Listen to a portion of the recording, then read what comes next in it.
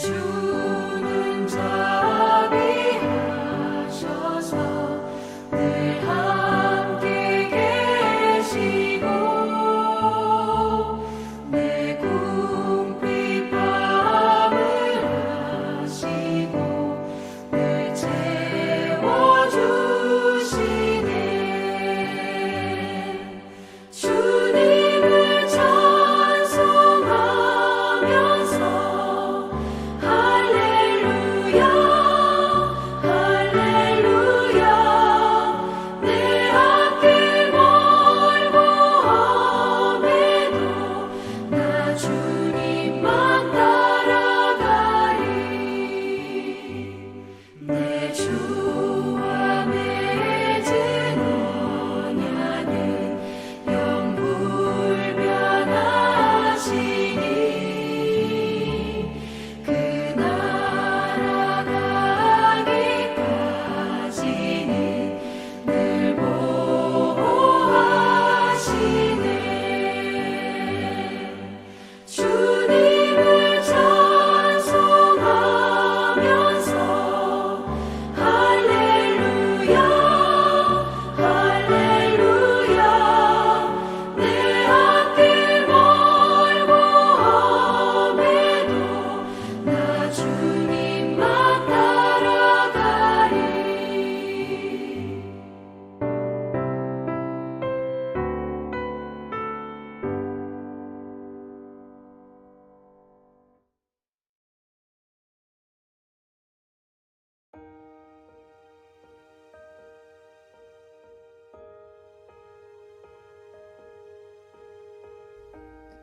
그러므로 또한 내가 너희에게 가려 하던 것이 여러 번 막혔더니 이제는 이 지방에 일할 곳이 없고 또 여러 해 전부터 언제든지 서반하러 갈 때 너희에게 가기를 바라고 있었으니 이는 지나가는 길에 너희를 보고 먼저 너희와 사귐으로 얼마간 기쁨을 가진 후에 너희가 그리로 보내주기를 바람이라.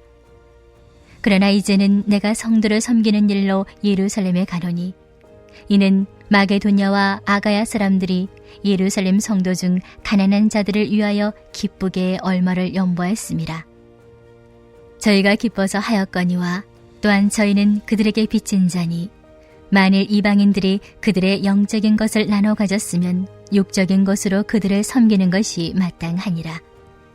그러므로 내가 이 일을 마치고 이 열매를 그들에게 확증한 후에 너희에게 들렀다가 서반으로 가리라.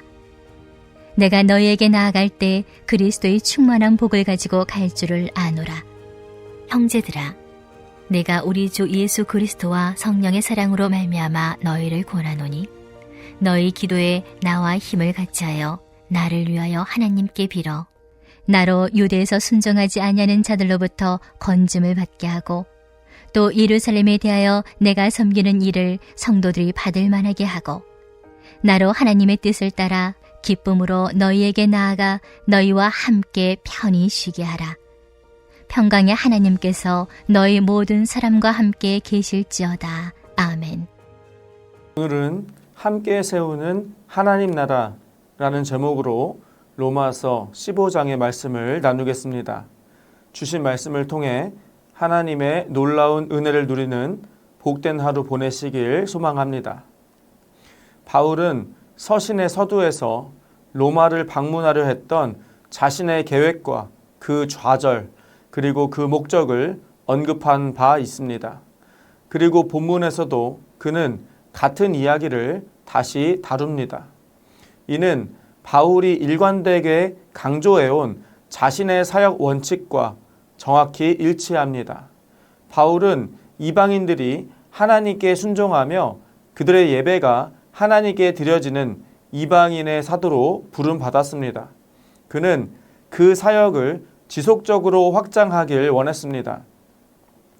이제는 그 지경을 더 넓혀 아무도 가보지 않은 스페인까지 가고자 하며 그 여정을 로마 교회 성도들에게 알리고 있습니다.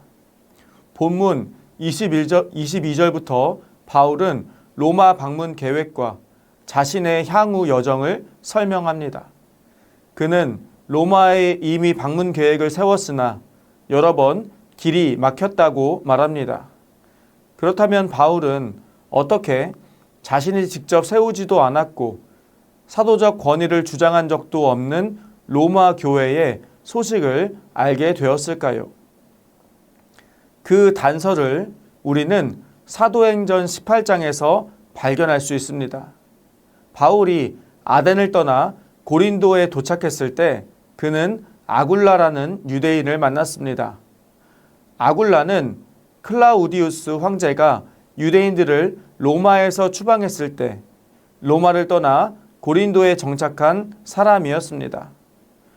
로마의 역사가 수에토니우스에 따르면 유대인들이 크레스투스라는 인물로 인해 끊임없이 소요를 일으켜 황제가 유대인들을 추방했다는 기록이 있습니다. 일부는 크레스투스가 흔한 종의 이름이라 주장하지만 그것이 단순한 종 때문일 가능성은 낮습니다. 오히려 이는 그리스도 곧 예수로 인한 분란으로 보는 것이 더 합당합니다. 바울은 아굴라와 함께 고린도에서 1년 6개월 동안 복음을 전하며 동역했습니다. 따라서 바울은 로마 공동체의 소식을 아굴라를 통해 들었을 것입니다. 또한 로마서 16장에 나오는 문안 인사 속 여러 이름은 바울이 직접 로마를 방문하지는 않았지만 이미 공동체의 사람들과 깊은 관계를 맺고 있었음을 보여줍니다. 바울이 로마를 방문하려는 목적은 다양하게 드러납니다. 로마서 1장 11절에서 그는 신령한 은사를 나누어 주어 그들을 견고하게 하기 위해 방문하길 원했습니다. 그리고 오늘 본문에서는 서바나로 가는 길에 로마 교회가 선교적 동역의 역할을 감당하기를 기대하고 있습니다.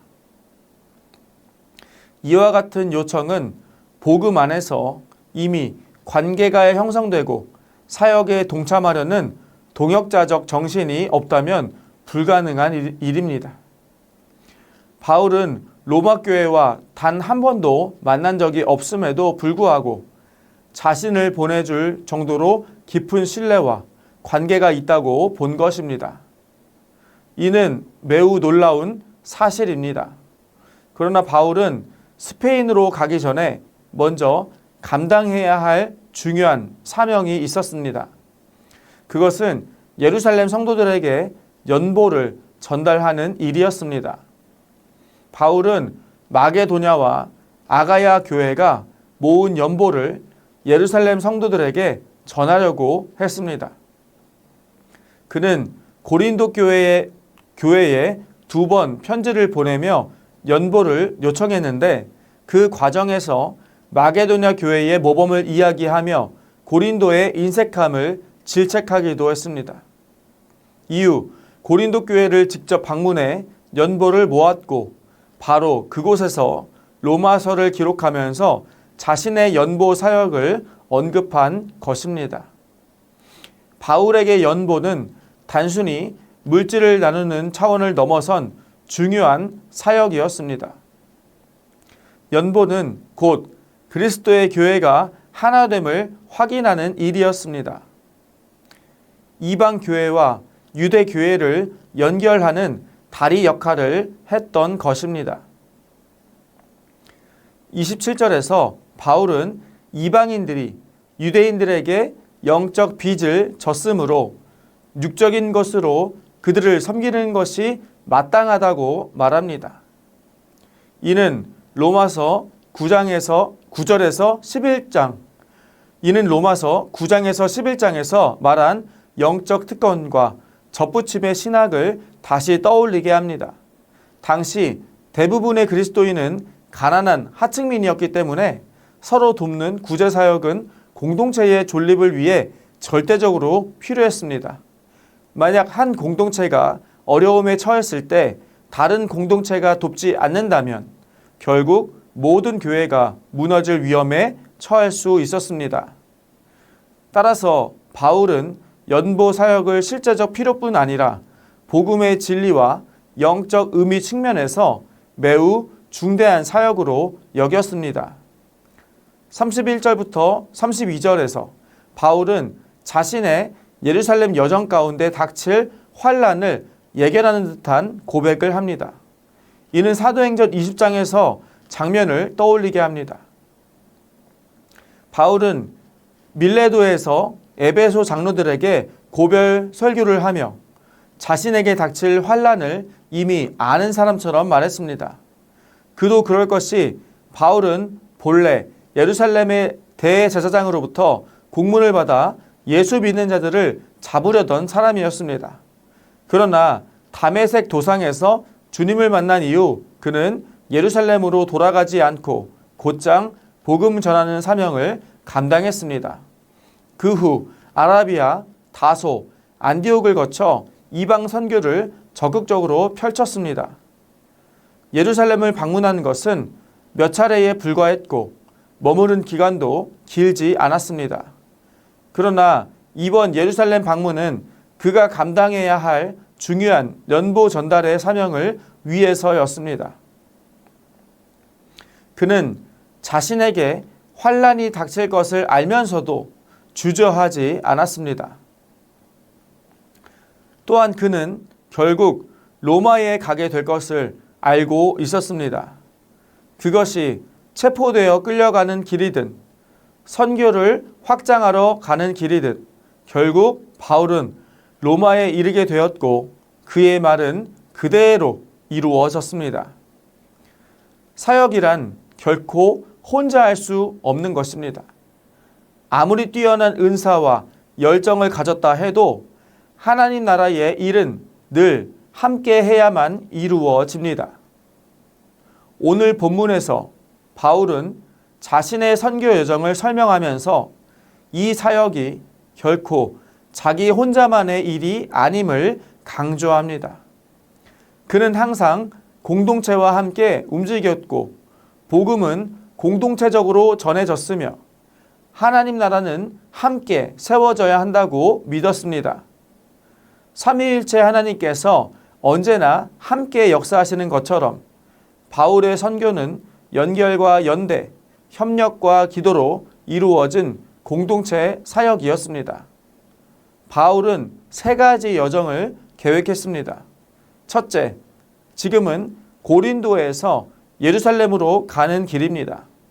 둘째, 이후 로마를 방문할 계획입니다. 셋째, 그곳에서 서쪽 끝 스페인까지 복음을 전하기 원했습니다. 겉으로는 단순한 여정처럼 보이지만 그 속에는 바울의 열정, 사랑, 비전이 담겨 있습니다. 먼저 그는 공동체를 향한 깊은 사랑을 드러냅니다. 마게도냐와 아가야 교회에 구제 헌금을 모아 예루살렘에 전달하려 한 것은 단순한 물질 지원이 아니라 유대인과 이방인 신자들 사이에 장벽을 허물고 연합을 이루는 상징적 사건이었습니다. 이방인들이 그들의 영적인 것을 나눠 가졌으면 육적인 것으로 그들을 섬기는 것이 마땅하다라는 그의 말은 복음의 연대성을 실제적 나눔으로 증명한 것이었습니다. 오늘날에도 이 모습은 여전히 현실적입니다. 스스로 자립하기 어려운 교회, 아이들 웃음소리가 사라진 주일학교, 혼자 힘으로는 수련회나 성경학교조차 진행하기 어려운 교회들이 있습니다. 그러나 연합하면 가능합니다. 작은 교회들이 서로 협력하고 연대할 때 마게도냐와 아가야처럼 하나님 나라를 함께 세우는 선교적 기쁨을 누릴 수 있습니다. 또한 바울은 하나님 나라에 대한 비전을 보여줍니다. 그는 로마 교회 성도들과 교제하기 원했습니다. 여기서 교제란 단순한 만남이 아니라 서로의 믿음을 견고케 하고 하나님의 은혜를 나누며 선교 계획에도 함께 참여하는 것이었습니다. 그는 로마 교회가 단순한 방문 대상이 아니라 선교의 동역자가 되기를 원했습니다. 오늘 우리 역시 기도와 물질, 인적 자원을 통해 선교지와 교회를 후원할 때 2000년이 지난 지금도 바울의 사역에 동참하는 은혜를 누리게 됩니다. 바울이 가장 강조한 것은 기도였습니다. 그는 자신의 안전과 사역의 열매를 위해 기도를 부탁하면서도 모든 기도의 응답이 하나님의 뜻 안에서 이루어지기를 원했습니다. 그는 기도를 단지 응답을 얻어내는 수단이 아니라 우리의 뜻이 하나님의 뜻과 일치되는 과정으로 이해했습니다. 그리고 바울은 마지막으로 이렇게 축복합니다. 평강의 하나님께서 너희 모든 사람과 함께 계실지어다. 각기 다른 배경과 성향을 가진 모든 성도가 하나님의 평강 안에서 연합하기를 바라는 바울의 목회적 마음이 드러나는 대목입니다. 우리의 삶과 사역 또한 하나님 나라를 함께 세우는 방향으로 나아가야 합니다. 혼자가 아니라 공동체와 함께 다른 이들을 섬기는 사역을 이어가야 합니다. 또한 기도와 연대 안에서 하나님의 뜻을 이루어가는 선교적 공동체의 일원으로 살아가야 합니다. 복음은 함께 걷는 길이며 연결은 하나님 나라가 세워지는 전략입니다. 우리의 기도와 작은 헌신이 누군가 복음을 체험하는 통로가 되기를 소망합니다. 우리 함께 이 시간 기도하기 원합니다. 첫째로 오늘 주님께서 주신 지혜의 말씀처럼 말씀대로 준비하며 성령 안에서 깨어있는 하루 되도록 함께 기도하시겠습니다. 두 번째로 다음 세대를 위한 새 성전 건축이 주님의 인도하심에 따라 순적하게 이루어지도록 함께 기도하시겠습니다.